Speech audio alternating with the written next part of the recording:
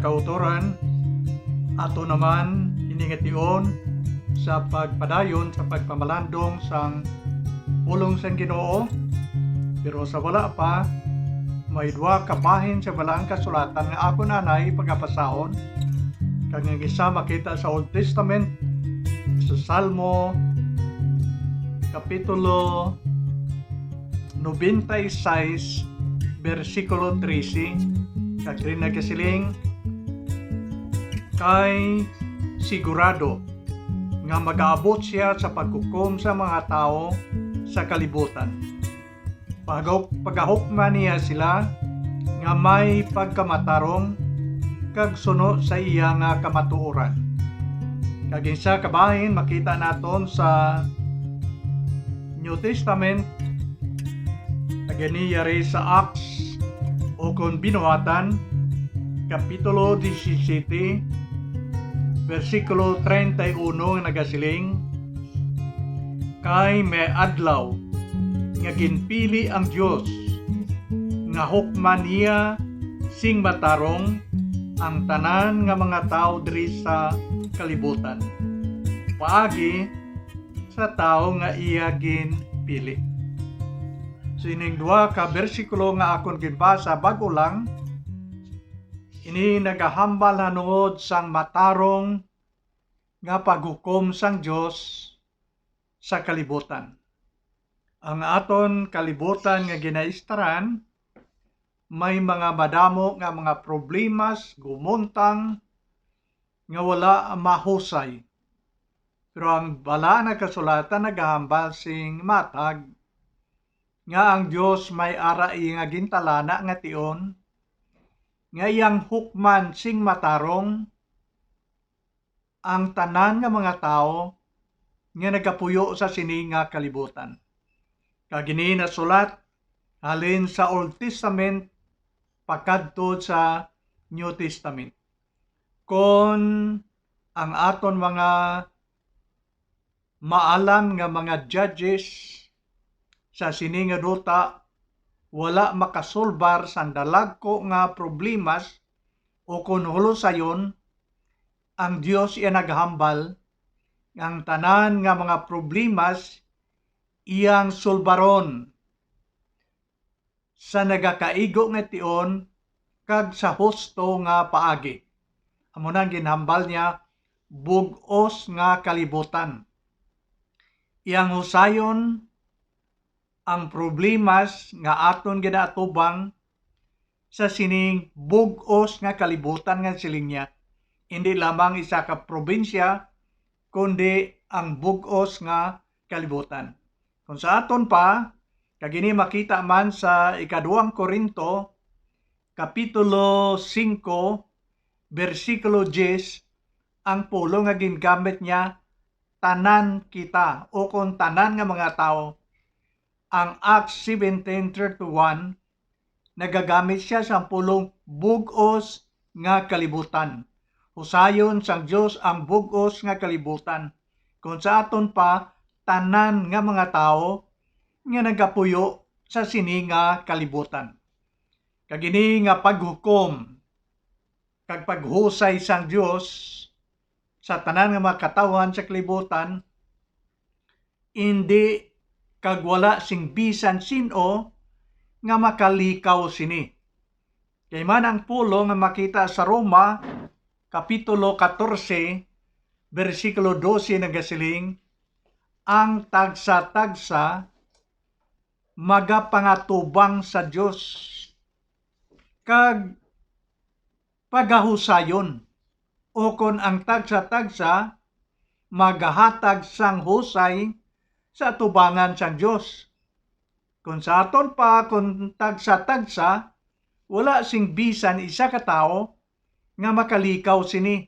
Kay man ang kada isa magapangatubang sa Dios kag pagahusayon sang Ginoo ang tanan nga mga gumuntang kag nahimo sang kada isa sa aton. So may tion nga magaabot nga ang Dios magakari sa kalibutan kag ang tagsa-tagsa sa aton magapangayo sang husay dira sa tubangan sa Ginoo.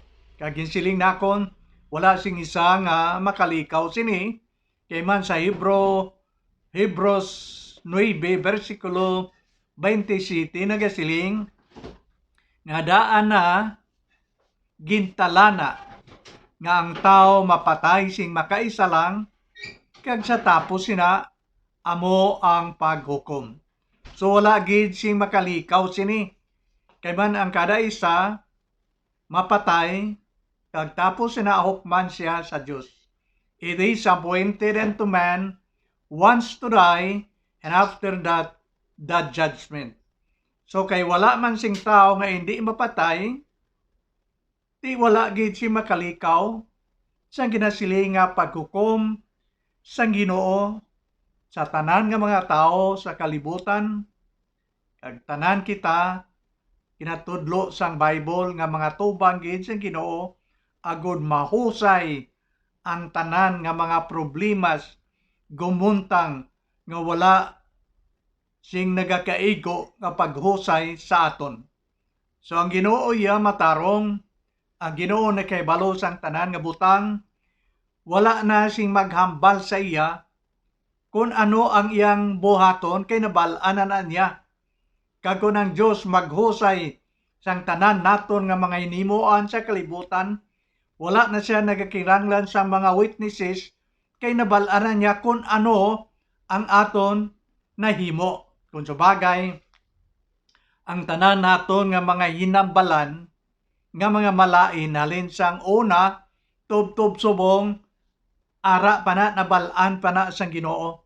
Muna gani ang Bible nagahambal sa aton nga hindi kita maghambal sa mga malaot nga mga hinabalan kay man ara na record pa na iya sa dulunggan sang Ginoo. Nagasiling ang Biblia, hindi mo pagsingganon ang imong utod nga hoy buang ka kay ina sala kag kun sala madumduman na sing Ginoo sa panahon sa paghusay nga muna ang imo ginambal.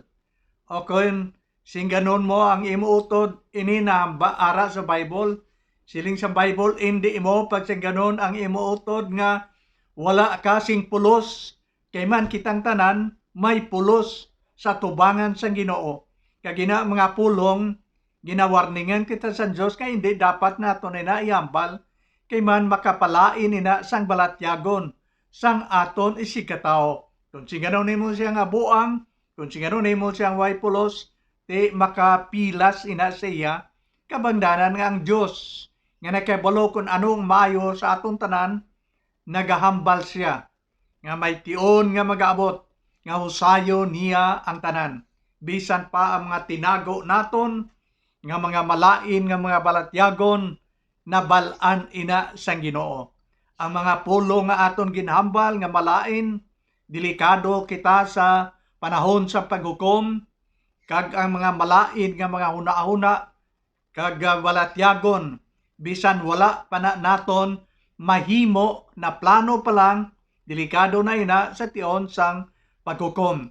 Kay ang mga butang nga aton nahambal, kay mga butang nga mga sikrito nga mga malain nga ari sulod sang aton mga kabuhi, ibuyag-yag kay ipakita ina sang Dios sa aton sa adlaw sang paghukom.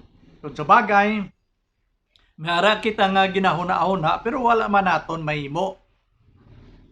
Kung nagdumot kita sa aton mga utod, kag wala man kita naghimo nga sang malain sa iya, pero aton lang gin plano, sa gihapon ang Dios nakahibalo sina kag may warning siya nga sa adlaw sang paghukom inang malain nga plano kainit kaugot sa aton isikataw mga tubang pagtagyapon kag nagasabat sina sa Ginoo. Kabangdanan nga nagsiling sang Bible nga dapat nga patawaron nimo ang imong utod kag pangamuyoan ninyo sila. Hindi magdumot kay man ang pagdumot kag kaakig amunang mangin kabangdanan sang paghimo sang malaot sa sina nga tao kay ang pagdumot ara sa sulod sang aton mga kabuhi. Kung aton na dumduman ang natudlo sang Bible, ang malain naton nga una-una bisan wala pa mahimo, that is already counted as sin before the eyes of the Lord. Naghambal ang Bible nga kung ang isa ka lalaki magtulok sa isa ka babae kag naghamdom siya sa paghimulos sina nga babae, bisan wala pa niya ina mahimo, ginakabig na niya sang Dios nga isa ka adultery o kon fornication. Ginbatyag mo lang pero wala pa mahimo, sa tubangan sa Ginoo ginakabig na niya ina nga sala. Kag ginang tanan siling sang Bible sa adlaw sang paghukom ang tagsa-tagsa sa aton magapangayo sang husay sa Ginoo. So ang Dios nga matarong amo lamang ang makahatag sa insakto kag gusto nga paghukom sa tanan nga mga tao. Kag kita yang mga tao ginalaygayan kita sang balaan nga kasulatan nga hindi kita maghukom sa aton isig katao. Hukman naton nga malain siya, kita iya maayo, di siling sa Ginoo hindi ina. Kay ang kada isa ka tawo may sala, kag kita tanan mga tubang sa Ginoo, kag husayon ina sa Ginoo. Kag wala gintugyan sa aton nga mga tao nga kita mangin judge sa iban nga mga tao. Kung sa bagay ang natudlo iya sang Bible sa aton amo ini, siling niya hindi bagay nga kuhaon mo ang muta sang iban nga mga tao nga may ara man nga dalagko nga muta nga yara sa imo. Kung sa aton pa nga hingabuton mo gid ang sala sang iban, nga may ara man kita nga salabton nga sala sa tubangan sa Ginoo. Siling sa Bible, okay, kuhaa anay ang imong muta, tinloi anay ang imong mata, kag isa pa ikaw maghambal sa mga malaot nga sala nga amo nang nasiling sa Ginoo nga muta. Hindi pag buyayawa ang tao nga nakahimo siya sang sala, kay siling niya ang aton kaugalingon, aton iaariglawon sa Ginoo, kay kitang tanan may sala, kag kitang tanan may salabton sa tubangan sang Ginoo. Okay, ang Dios nga Amay, suno sa balaan nga kasulatan, amo siya ang gintugyanan. Si Kristo ang anak sang Dios, amo ang iyang gintugyanan sa paghusay ukon sa paghukom sa mga tao. Kag ini makita naton sa John chapter 5 verse 22, kagamoy ni ang ginhambal sa aton sang balaan nga kasulatan. Siling sang balaan nga kasulatan, wala man nagahukom ang Amay kay bisan sino. Ginhatag niya sa anak ang bug-os nga otoridad sa paghukom. So matag, ang siling sang Bible, ginhatag sang Amay sa iyang anak ang paghukom sa mga tao. Wala niya ini ginhatag sa aton nga hukman naton ang iban nga sila iya makasasala kag kita iya matarong. Kay ginhatag ina iya sang Amay siyang anak ang paghukom. Kagamo mina ang sa 27 sang John chapter 5 verse 27, ginambal niya, kag ginhatag niya sa anak ang otoridad sa paghukom, kay siya amo ang anak sang tao. Okay. Ginhatagan sang Amay sang otoridad ang iyang bugto nga anak, nga siya ang magahukom kay man siling sang Bible, tungod kay anak siya sang tao. Amahang pa niya ang tao kay si Kristo, Diyos kag tao. Anak siya sang Diyos, kag ginatawag man siya sang Bible nga anak siya sang tao, kay natao siya halin kay Virgin Mary. So tungod kay anak siya sang Diyos, kag anak siya sang tao, siya lamang ang sarang makahusay kag magahukom sang insakto sa tanan nga mga binuhatan sang mga tao sa sini nga kalibutan. Mabatian naton pirmi sa Bible ang ginatawag nga final judgment. May ara nga katapusan nga paghukom. Kag amo ini karon ang aton no sisaon tungod kay naghambal kita nga si Kristo amo ang may katarungan sa paghukom sa aton, kag mayara nga natudlo ang Bible sa aton nga ginatawag nga katapusan ng paghukom, kag ato nini husisaon kung ano ang matabo sa ginatawag nga final judgment sa tion nga si Kristo magabalik liwat sa siningaduta sa paghukom sang tanan nga mga tao. Kag diri sa Mateo kapitulo 25 alin sa 33 pagkadto sa 34 akon pagabasahon agod nga ang Bible amo ang makahambal sang diretso sa inyo kag sa aton tanan kung ano ang matabo sa ginatawag nga katapusan nga paghukom sang Dios. Basahon nakon, ipahamtang niya ang mga karnero sa iya tuo, kag ang mga kanding sa iya wala. Dayon ang hari magasiling sa mga tao sa iya tuo, kari kamo nga ginpakamayo sang akon amay. Panublian ninyo ang ginharian nga ginaman sa inyo halin pa sa pagtugas sang kalibutan. Mayari nga ideya nga makakuha naton sa adlaw sa paghukom sing Ginoong Hesus katulad sang isa ka bakiro nga magatipon siya sang mga karniro sa iyang tuo. Okay, 41. Dayon magasiling siya sa mga tao sa iya wala. Palayo kamo sa akon, mga ginpakamalaot sang Dios. Didto kamo sa kalayo nga wala sing katapusan, nga ginaman sa yawa kag sa iya mga anghel. Mayara nga karnero sa tuo kag mayara ang mga kanding sa wala. Ang karnero sa tuo amo ini ang natudlo sang Bible nga mga tao nga nagkalaluwas tungod kay sila nagtuo kag nagbaton kay Kristo sa ilang kasing-kasing. Ang sa wala ginatawag nga kanding. Kag amo ini ang mga tao nga nag-abot na lang ang adlaw sang paghukom. Wala iya nagtuo kag nagbaton kay Kristo, kabangdanan nga wala sila magkalaluwas. Ginatawag sila nga kanding. Kag dire sila sa wala nga bahin sang grupo. Okay. Ano ang ginsiling sang Dios sa mga karnero, sa mga nagkalaluwas? Sinya, kari kamo, panublian ninyo ang ginharian sang Dios nga ginaman sa inyo bisan pa sadtong wala pa matukod ang kalibutan. Dugay na ginaman sang Dios sa ila. Ano ang ginsiling sang Dios sa wala sa mga kanding?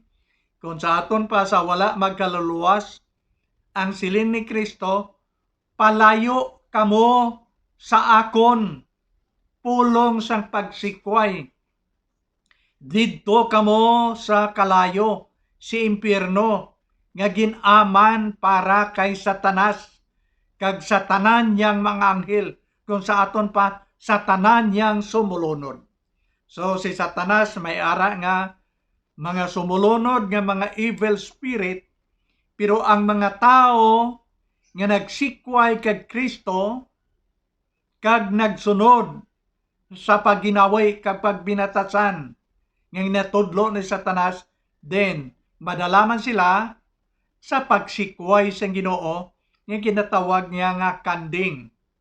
Kag nya didto kamo sa kalayo nga ginaman sa inyo upod sa mga yawa ukon kay Satanas.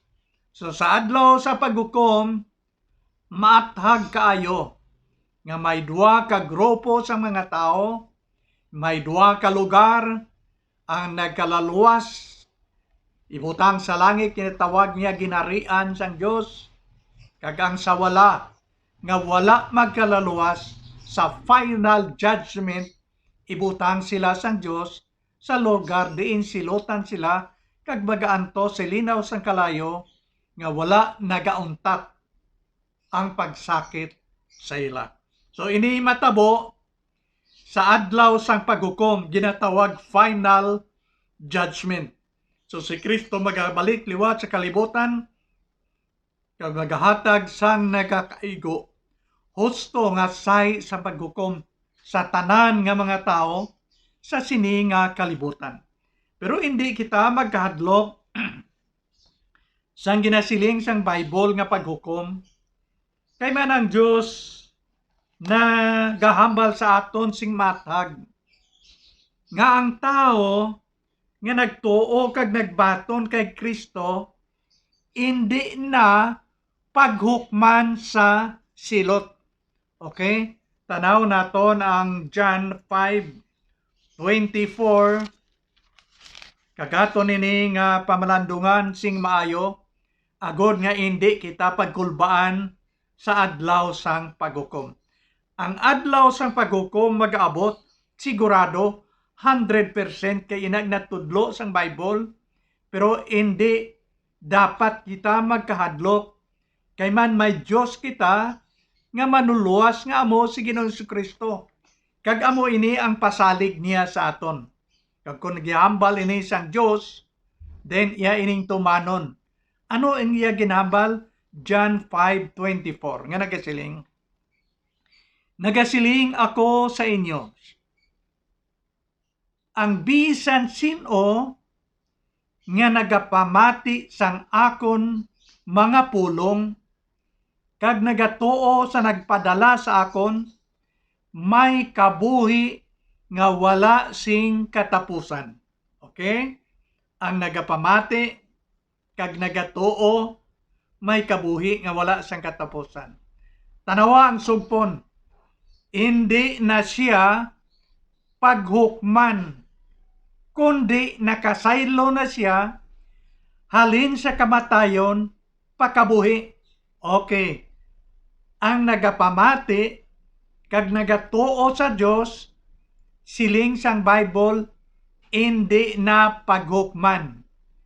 Kag nagasiling pagid siya nga ina nga tao nga nagatuo sa Dios katulad nga nakatabok na siya halin sa kamatayon pagkadto sa kabuhi. Katulad bala sang madalom nga suba, ang isa ka tao nakatabok na siya, ato na siya sa piyak, so wala na si peligro nga malumos pa siya kay man nakatabok na siya. Amo ni ang matag ng siling sang Bible.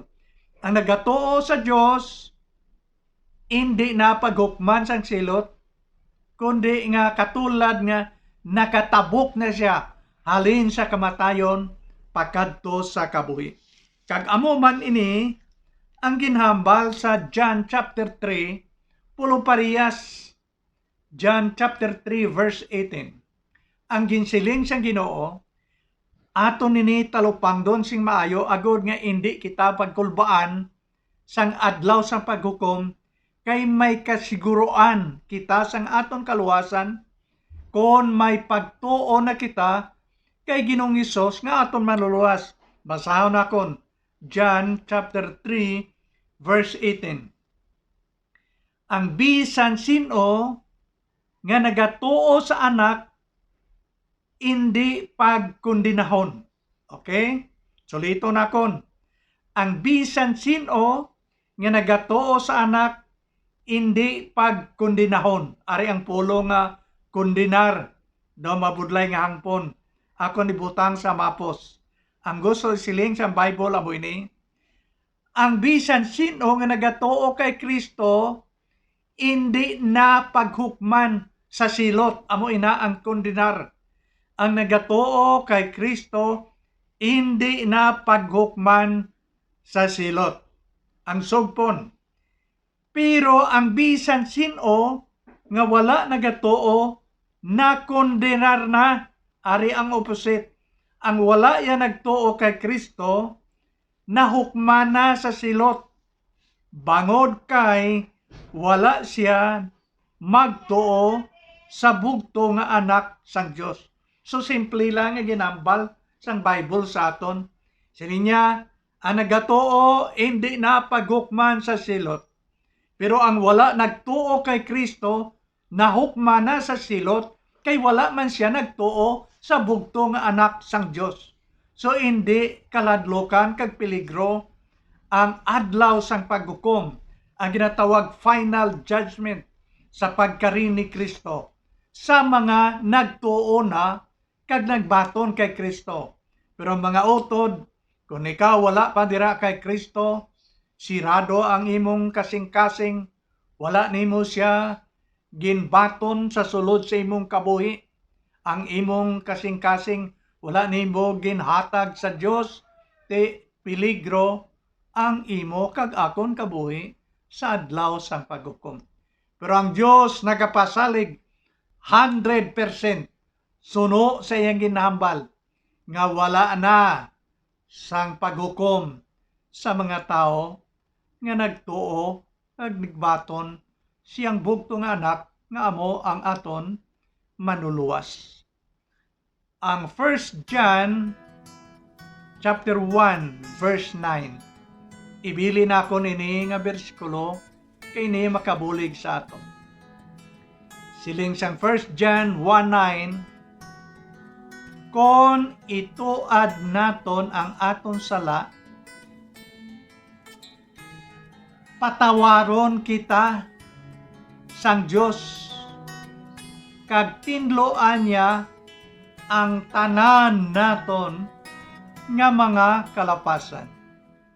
If we are going to confess our sin, God is faithful and just to forgive us and to clean us from all our unrighteousness.